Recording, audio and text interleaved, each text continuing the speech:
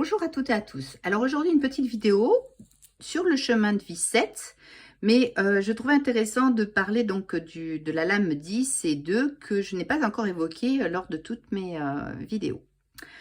Alors, chemin de vie 7, donc comme je vous l'ai expliqué maintes et maintes fois, c'est quand même le chemin de vie de quelqu'un de très curieux, de très rigoureux. Effectivement, ce 7, c'est quand même aussi quelqu'un qui est beaucoup dans sa vie intérieure, hein, ça pense beaucoup dans cette tête.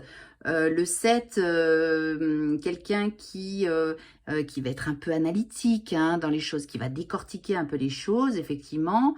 Quelqu'un de mystérieux, on peut dire, hein, mystique même, assez poussé sur une vie philosophique, peut-être une vie en recherche un peu de vérité, des choses métaphysiques, voilà.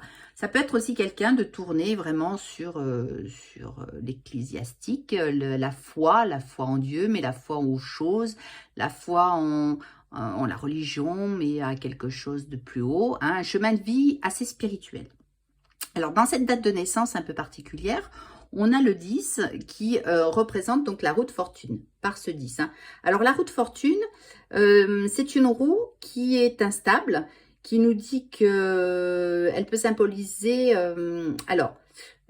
comment une roue instable avec un 10 qui va nous parler du 1, mais avec le 0. Donc, quelqu'un quand même meneur, mais qui va amener à lui les autres, hein, à lui. Hein.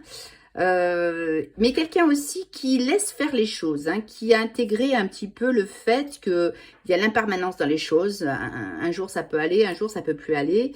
Pas des revers de fortune, mais des revers de situation. Hein, on va dire, rien n'est fixe, tout est en impermanence et la personne née le 10 le sait bien. Donc, une vie où... comment dire, les choses concernant un petit peu des faits, des événements qui lui arrivent, pour lui, c'est un peu normal. Hein. Pour cette personne, c'est normal, il faut accepter les choses comme ça. J'ai envie de dire aussi qu'au niveau karmique, ça veut dire aussi que ça peut être quelqu'un qui va changer un petit peu le cycle au niveau de la famille, qui va peut-être lâcher prise et remettre à plat certaines destinées, hein, familiales. La papesse, alors très belle lame, bien sûr, la papesse, c'est cette femme, cette sage-femme, hein, qui a toujours plein de projets, hein, on voit avec cette petite œuf.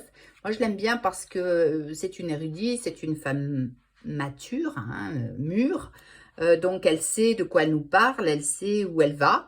Bon, alors, effectivement, en début de vie, peut-être pas dans un début de vie, mais après, elle va avoir une certaine philosophie de vie et acquérir beaucoup de connaissances. Hein. En tout cas, elle a une connaissance, cette femme, elle est plutôt sage, oui, une sage femme, hein, plutôt sage, plutôt axée sur ses enfants, hein, parce que la papesse, voilà, c'est, vous voyez, l'œuf, hein, l'œuf, les enfants, un peu la mère poule, hein, quand même, hein, un peu la mère poule. Donc, après, on voit donc le mât, hein, qui est donc d'ailleurs un maître-nom, parce que le mât, c'est le 22. Enfin, dans le tarot, il n'a pas de nombre, mais on sait que c'est la dernière ou la première. Hein, le 0 aussi peut nous dire que tout est possible. Donc, effectivement, un 22 qui va nous parler de ce côté intuitif, de ce côté ingénieux, mais peut-être fou à la fois. Donc, on est sur une belle lame aussi et sur quelque chose qui nous dit que la personne n'a peur de rien. Voilà, je vous remercie de m'avoir écouté. Belle journée à toutes et à tous. Merci de vous inscrire à ma chaîne YouTube et je vous dis à très bientôt. Belle journée à toutes et à tous. Au revoir.